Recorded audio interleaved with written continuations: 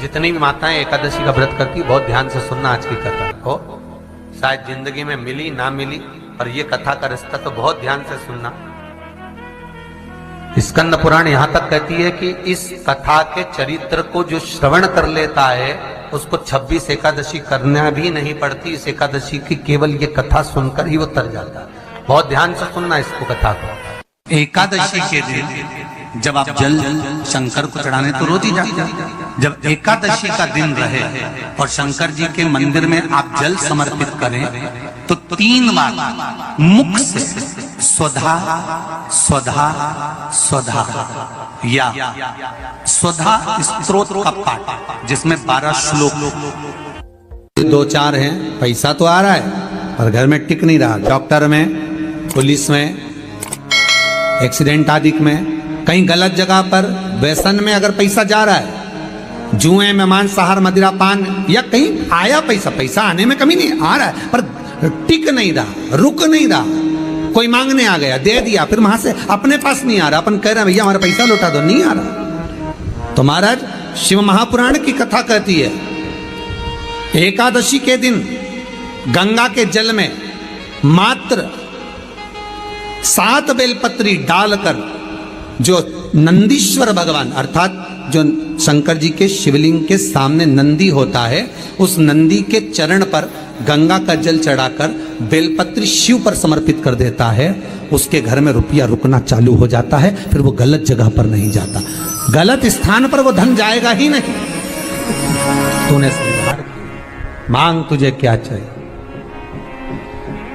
एकादशी ने भगवान विष्णु से कहा, नाथ प्रभु वर दे दो, मृत्यु लोक में जो मनुष्य मेरा व्रत करेगा, चाहे जलचर, थलचर, वायुचर या सांसारिक मनुष्य, मेरा अगर एकादशी का व्रत करेगा, प्रभु उसके यहाँ धन धान्य वैभव सुख संपदा बढ़ेगी और उस जीवात्मा को नरक नहीं भोगना पड़ेगा, सीधे बैकुंठ का उसको वास मिलेगा।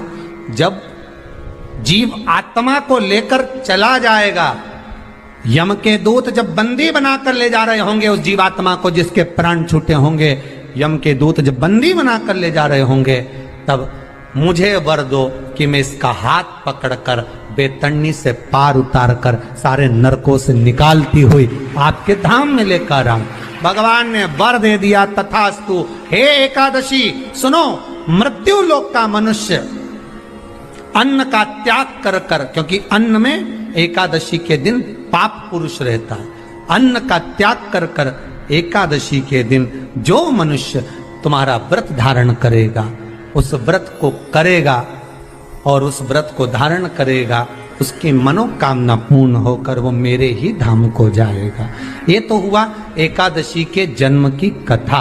एकादशी के दिन गंगा के जल में मात्र 7 बेलपत्री डालकर जो नंदीश्वर भगवान अर्थात जो शंकर जी के शिवलिंग के सामने नंदी होता है, उस नंदी के चरण पर गंगा का जल चढ़ाकर बेलपत्री शिव पर समर्पित कर देता है, उसके घर में रुपया रुकना चालू हो जाता है। फिर वो गलत जगह पर नहीं जाता, गलत स्थान पर वो धन जाएगा ही नहीं।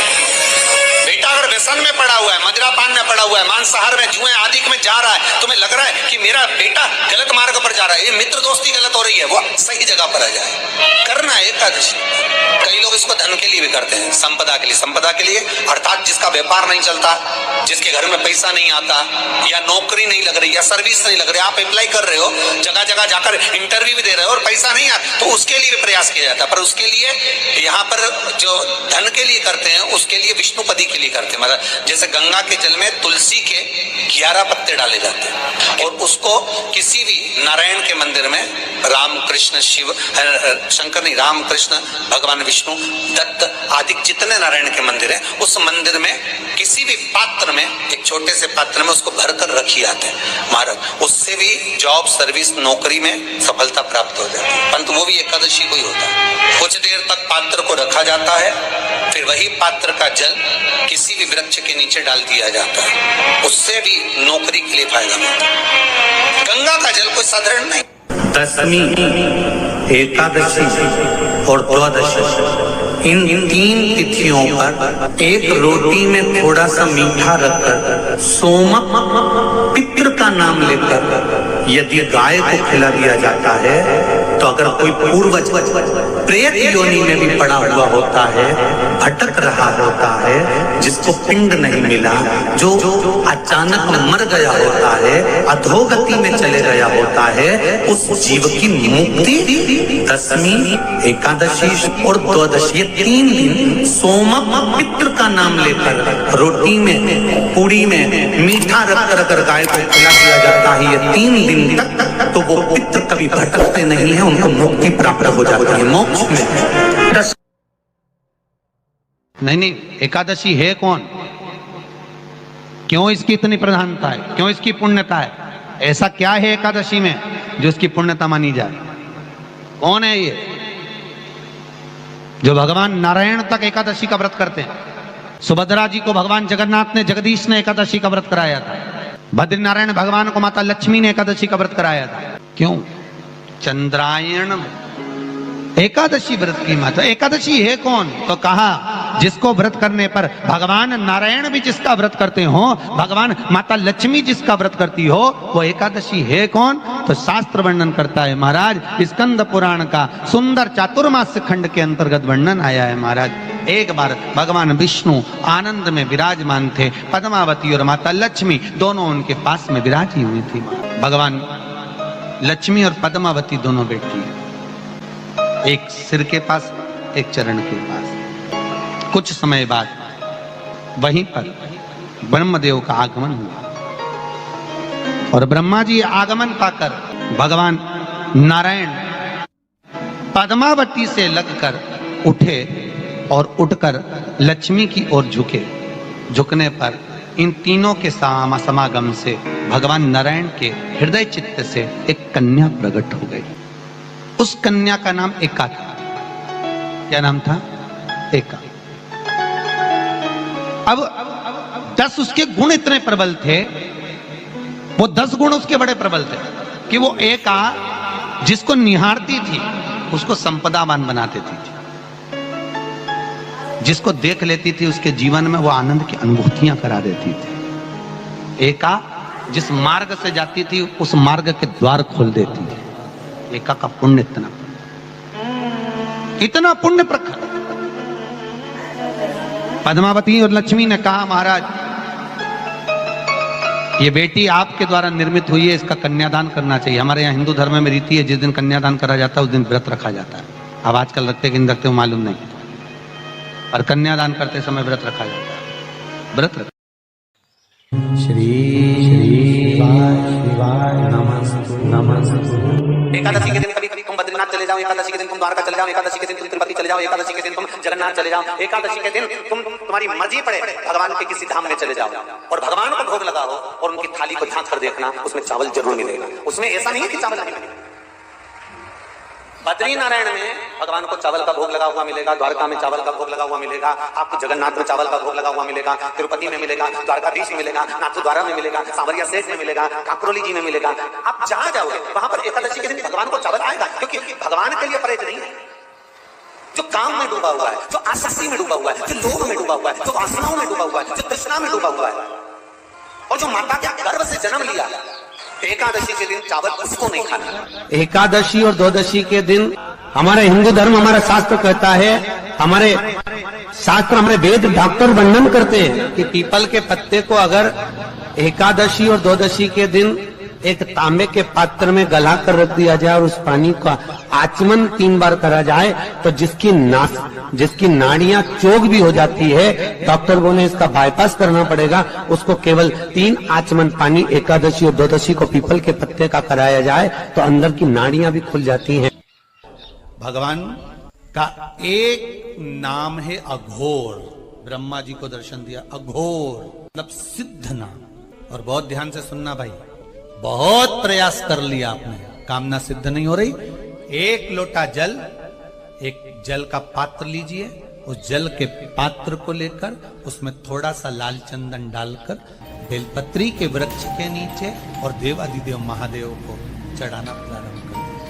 उसके बाद में एक लोटा जल स्वच्छ फिर शिव जी को श्री शिवाय नमस्तुभ्यं हम बोलकर आपकी कामना कहकर भगवान शिव पर अघोरेश्वर महादेव का नाम लेकर आप चढ़ाना प्रारंभ करिए। बाबा आपका कार्य 3 महीने के अंदर पूर्ण कर देगा, सफल। बेलपत्र होते हैं, उसकी इसको छेद तो करते नहीं है सुई से, बेलपत्र की डंडी को बांधते जाओ 108 बेलपत्र की माला बना लो और माला बनाकर भगवान शंकर के गले में शंकर के शिवलिंग को जो चढ़ा देता है उसकी मनोकामना भगवान शंकर पूरी कर दे। 108 बेलपत्र की माला बनाकर शंकर भगवान को समर्पित करी जाती है।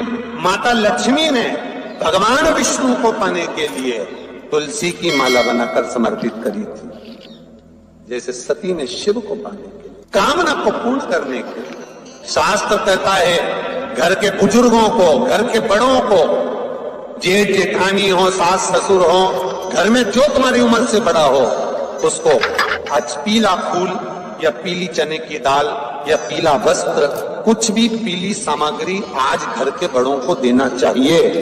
क्यों देना चाहिए? तो शिव महापुराण की कथा कहती है कि जो शुक्ल पक्षी की एकादशी के दिन पीली वस्तु का दान दे देता है, घर के किसी ब्राह्मण को देने नहीं जाना, किसी मंदिर में देने नहीं जाना, आपके ही घर में, आपके ही घर के बड़ों को किसी भी पीली चीज का दान कर सकते। फूल हो, मिठाई हो, कोई अनाज हो, कोई वस्त्र हो, पीली वस्तु का दान दे। क्यों होगा? क्या होगा उससे?